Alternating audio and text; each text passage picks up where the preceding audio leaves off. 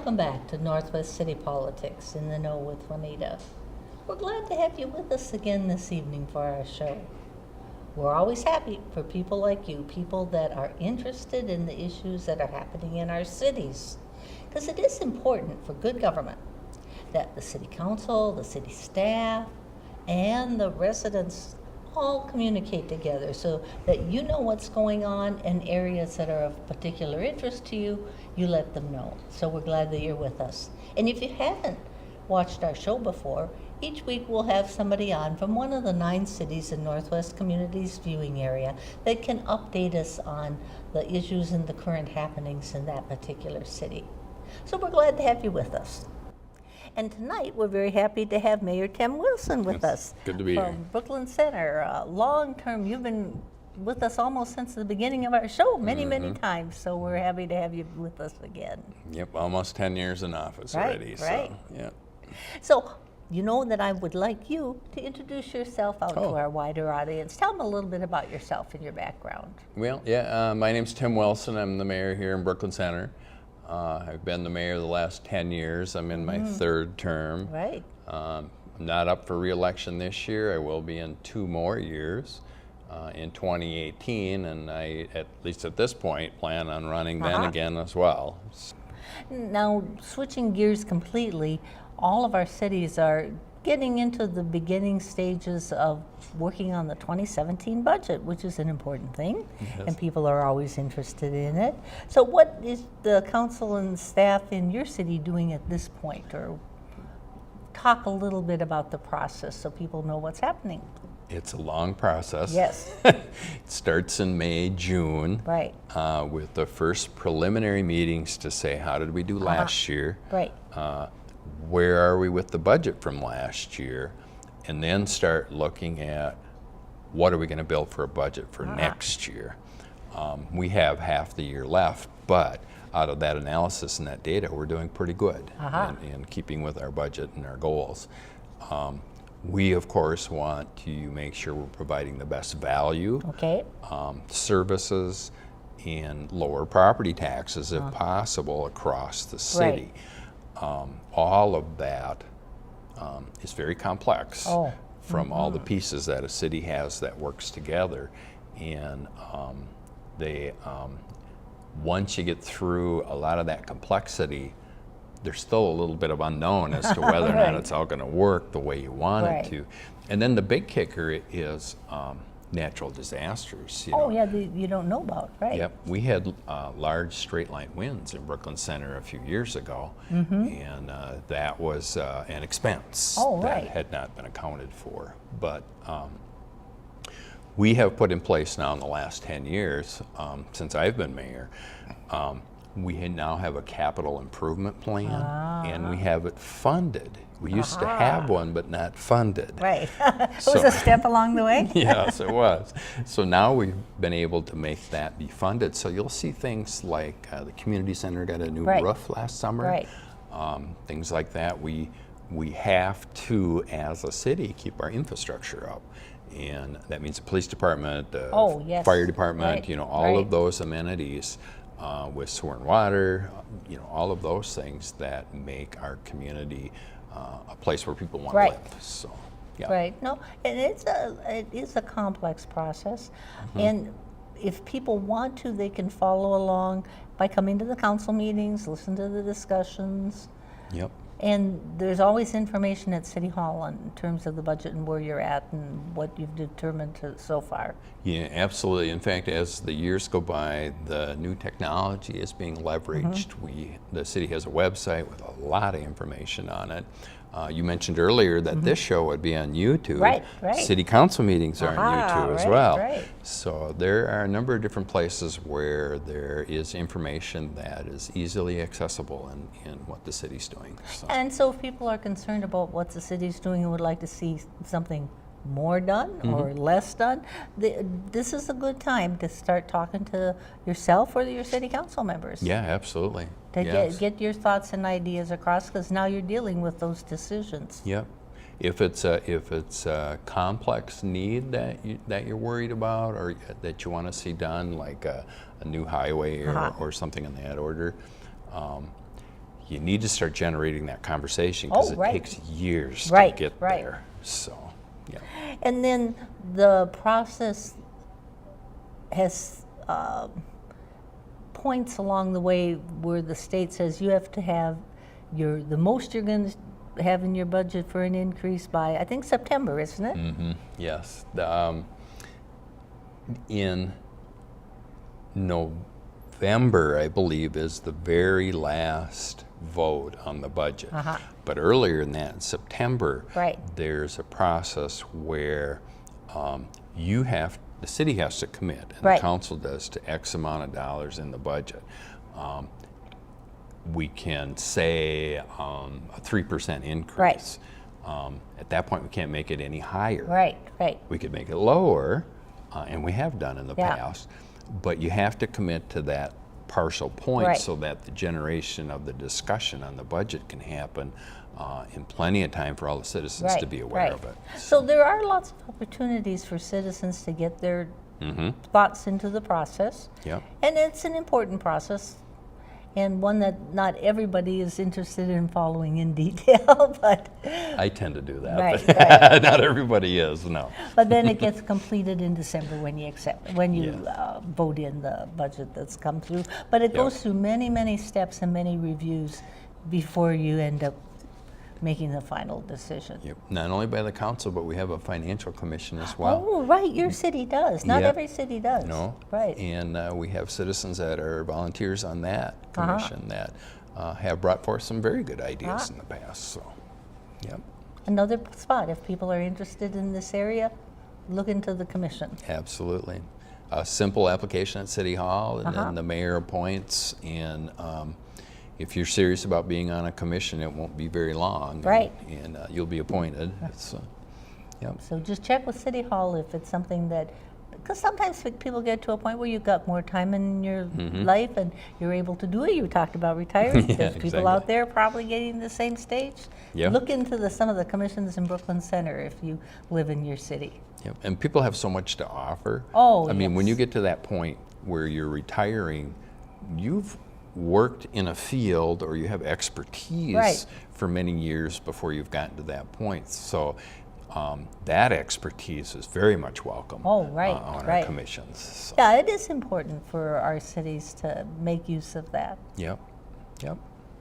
Now, another area that all of our cities get involved with are street construction. And kind of tell about the planning process that Brooklyn Center has followed in keeping up the condition of your streets. We have a 30-year plan in place where we do a portion of the city and reconstruct the streets and everything. Sometimes it shifts a little bit, but that information's on the website as well as to which area will be done in the following years. That 30-year plan expires, or we get through the whole city in 2021. So we're getting close. Although, having gotten that far, that probably means we're starting over again. The ones back at the beginning probably are needing some work over this period of time. But there is, like, you have city staff and engineers and determining what the road needs to have done, because you can either redo it completely or you can kind of rehab it. Talk about the difference between those two and what you're doing this summer. The biggest driver for that, whether or not the streets are redone or whether or not they're torn up and reworked. All the way down to basically. And what drives that is the water and sewer lines and the storm runoff. Some of those pipes are very old. They're 40 or 50 years old and they need to be replaced. If that's what the issue is, and quite frankly, just about the whole city, that's what the issue has been. That's the opportune time to do that is when we're doing this reconstruction in the neighborhood of the roads, and then the infrastructure that's underneath those roads as well. And so you have people determining what's the best thing to do for X, Y, and Z roads. How road construction is sort of a disruptive process that people are very glad when it gets done. if they're people are running into problems, or how do you keep contact with the people that are in that stage in Brooklyn Center? Yeah, over the years, we've heard just about every complaint, if you will, that is associated with doing the streets. So as we have developers coming in and reconstruction people, which is put out for bid as well, we have maintained that. There are certain things they have to do. They have to allow the citizens into their driveways.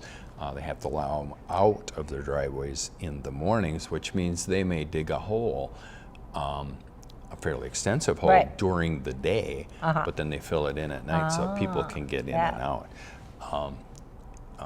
City staff monitor very closely and are in the very same neighborhoods during the day. So if there are any issues that come up, you can flag down any city employee. That they'll be out and about. Yep. So. Now, what area of the city is under construction this summer? Oh boy, that's a good question. I'm gonna get this. I looked at your website, but I didn't write it down. Yeah, I don't remember. Okay, but people can see what specific streets are being done ahead of time. Now, obviously, the people on it this summer, they can tell because the work is all there. Yes. But people are informed ahead of time, right? When their area of the city is going to be. Yeah, they are. That process generally starts in the fall. There'll be a notification that will go out for next year, and then certainly in the spring. There are notifications that go out to the affected citizens in that area, and then there are public meetings that are held as well. Right. So there's a lot of notification of people, so it doesn't come as a surprise. No. And then you said city staff will be out and about, and then they can always call City Hall if they need to get more answers, right? City Hall or any of your council members, you know, whatever you're most comfortable with. Right. So. But it's an ongoing thing, and you'll have completed one step of the process. Then you'll have to reevaluate exactly what your next whole plan will be, right? In 21.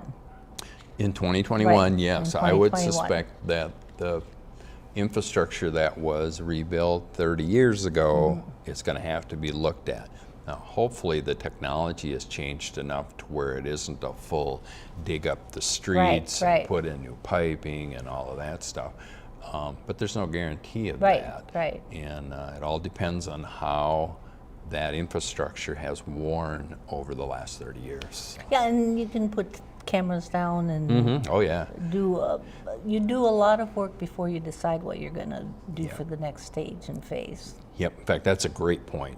They do cameras, they run them through the sewer lines and stuff.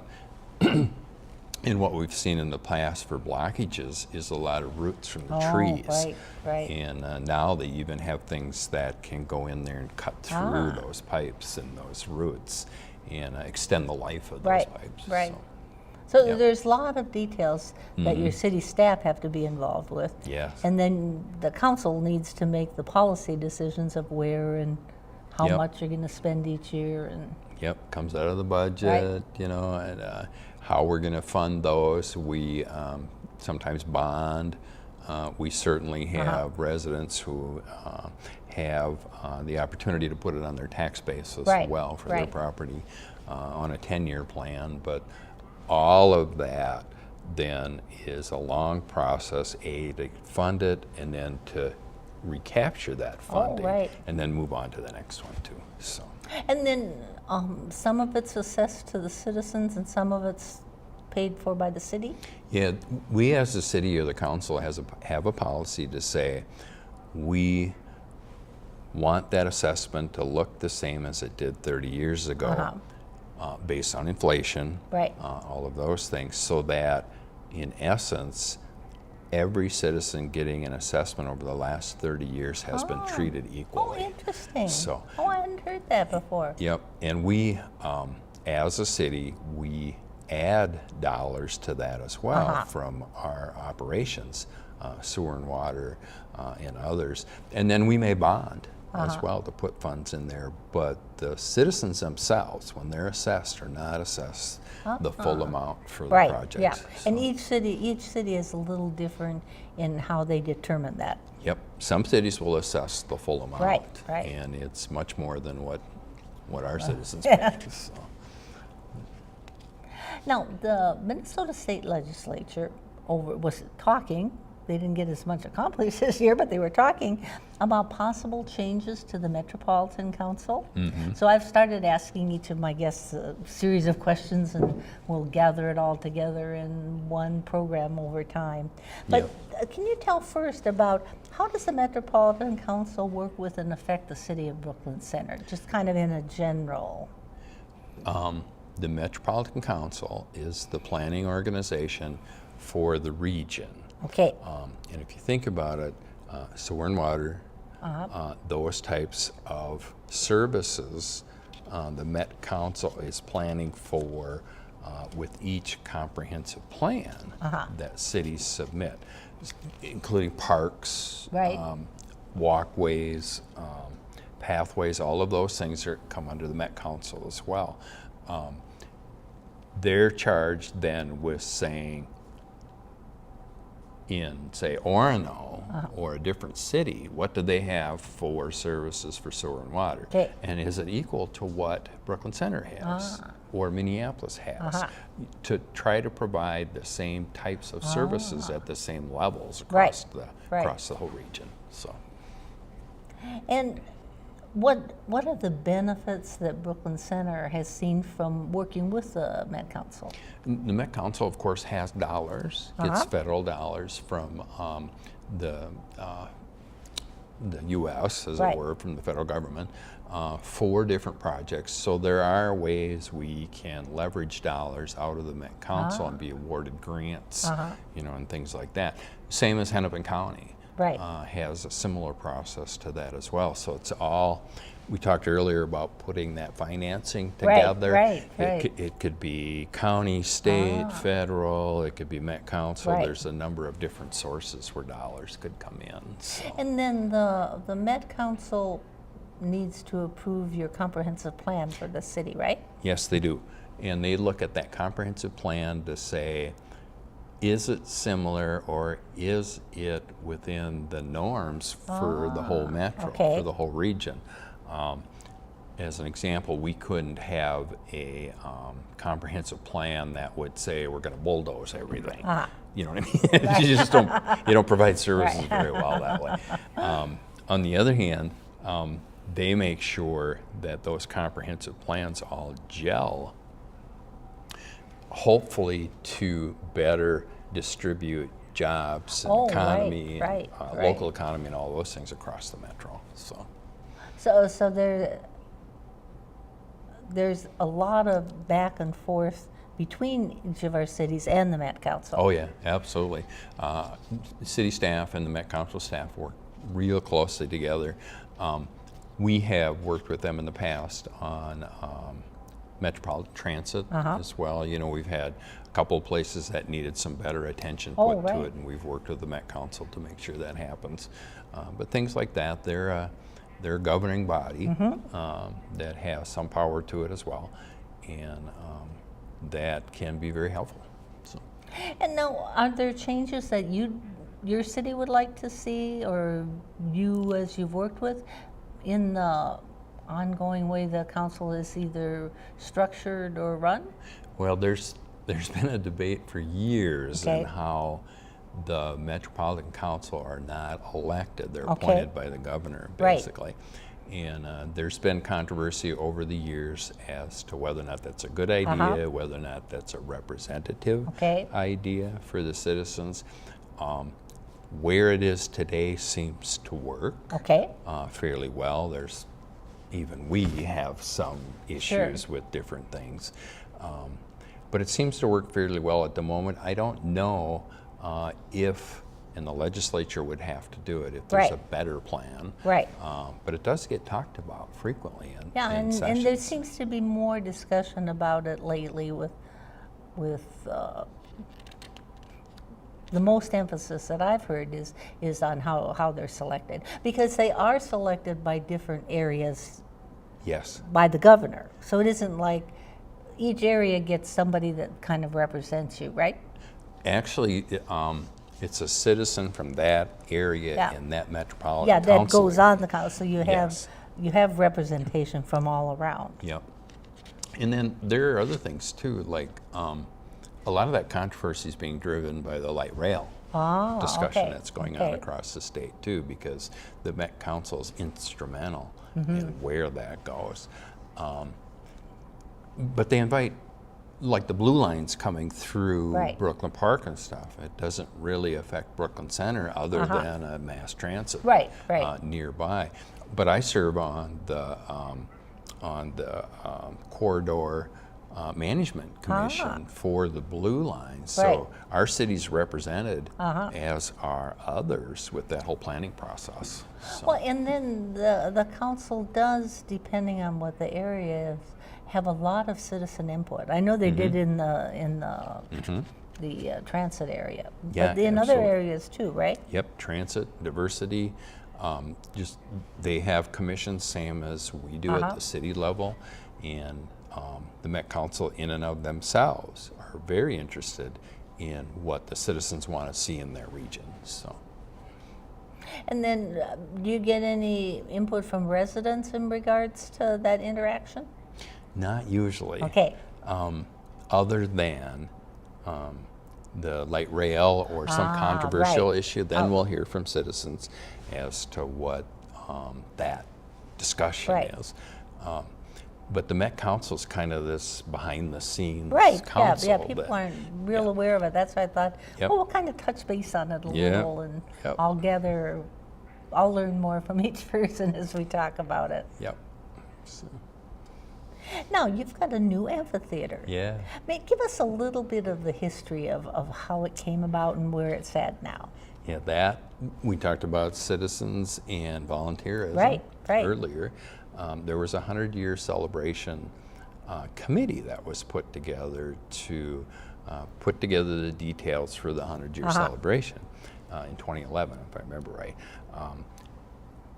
That went to a thought from that commission to say, what if we put in an amphitheater? Or more importantly, what would be something that would have a lasting effect in our city, help build community, and be a local place where people would want to go to and would last through the years.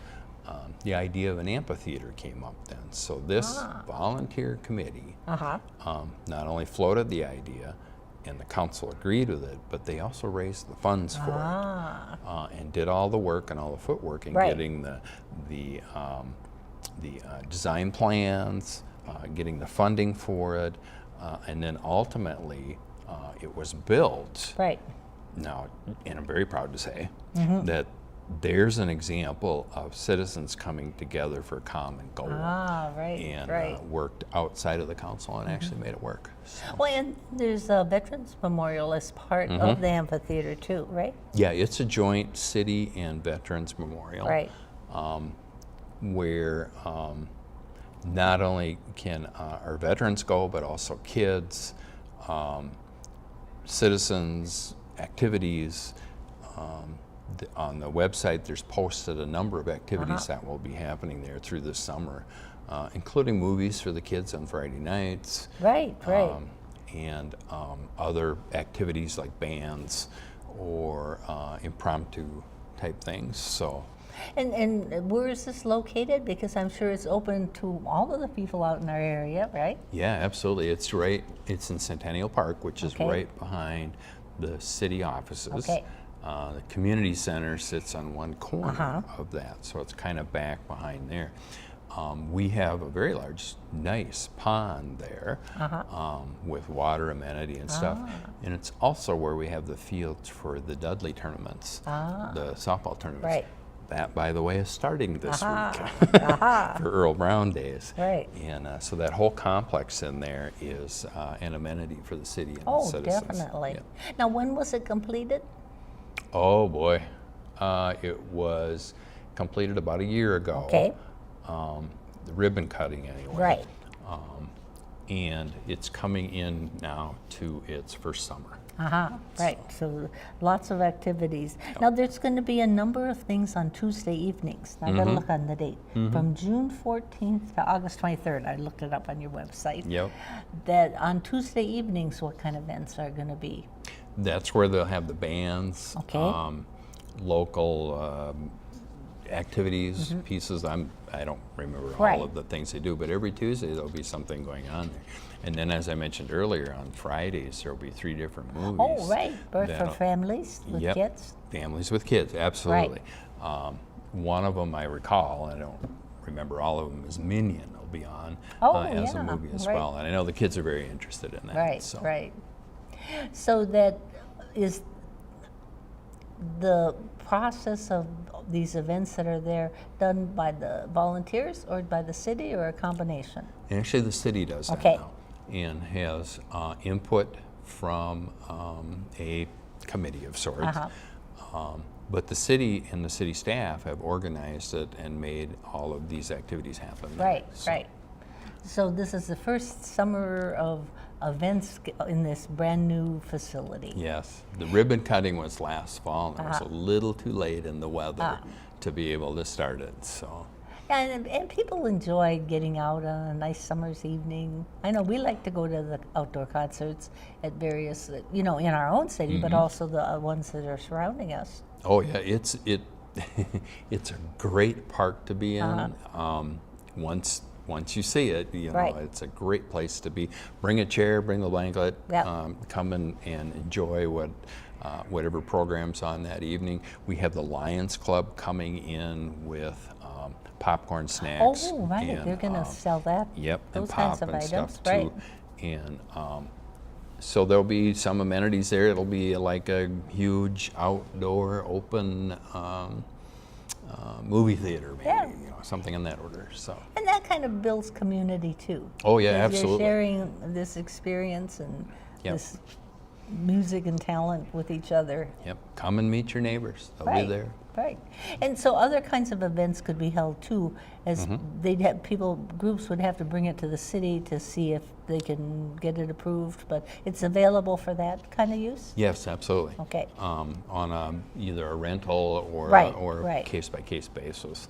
And there are Monday nights, there are weekends, there are other nights that are right, available. right. So one of the things that we've talked about and has come to mind are family reunions. Oh, right, right. Things like that, or some of the local bands. I forget the name of them now, doggone it. Yeah, the name of the band is The Brass. Okay. Anyway, and they are a marching band. And they've been around for quite a few years. They'll be using some of that facility as well sure. for some of their activities. But there are a number of other things that could happen there too. We have talked about and are hopeful we can get the Minnesota Orchestra there Oh, that also, would be very which, nice, yeah, it would be very nice. Right. And things like that. People keep coming up with ideas, Yeah. and we'll keep using it. So. A big plus in the community. Yes. Thank you very much. Yes. I appreciate You your bet. time and your information about your city. We're glad that you've been with us and hope you'll join us again. Bye.